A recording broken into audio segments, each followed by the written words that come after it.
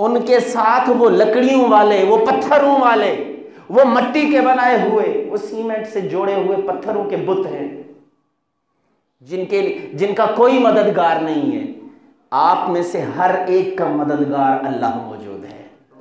हमारा मददगार अल्लाह मौजूद है। और हमारा रब पता है कैसा है?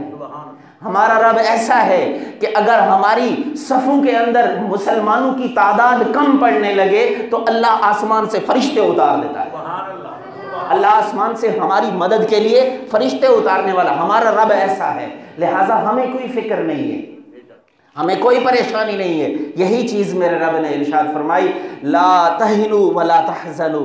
हाँ, एक शर्त मेरे रब ने रखी है, तुम भी सुस्त मत पड़ जाना, सुस्त भी मत पड़ जाना, इस्लाम से रूगर्दानी ना कर लेना, तकब्बुर में ना पड़ जाना, इस्लाम के खिलाफ बातें ना करने लग जाना, गुनाह करने ना लग जाना, शराब की तरफ ना चले जाना, जिना को आम ना करने लग जाना, धोखा ना देने लगना। ये इस्लामी शायर के खिलाफ है। इस्लामी शायर पर तुम कारबंद रहना, सारी दुनिया की फतह अल्लाह तुम्हारे कदमों में डाल देगा।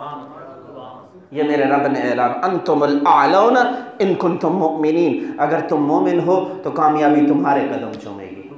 अपने आप को तैयार भी रखें, अपने रब की बारगाह में आ जाएं, अपने रब की बारगाह मोहम्मद मुस्तफ़ा सल्लल्लाहु तआला अलैहि वसल्लम की सुन्नत समझते हुए, जैसे बदर के मैदान में मेरे नबी ने सजदा रेज़ होकर अल्लाह से दुआ मांगी है, अपने घरों में, अपनी मस्जिदों में अपने रब के यहाँ सजदा रेज़ होकर आंसू बहाते हुए रब से अपने मुल्क की फतह के लिए, अपने मुल्क की सलामती के लिए दुआ भी कीजिए, अपनी अफवाज की इमदाद के लिए दुआ भी कीजिए। जो कुछ कर सकते हैं वो भी करते रहें और दुआएं भी साथ में करते रहें, इबादतें भी साथ में करते रहें। अल्लाह रब्बुल आलमीन हम सब की इस हाज़िरी को कबूल मंजूर फरमाए।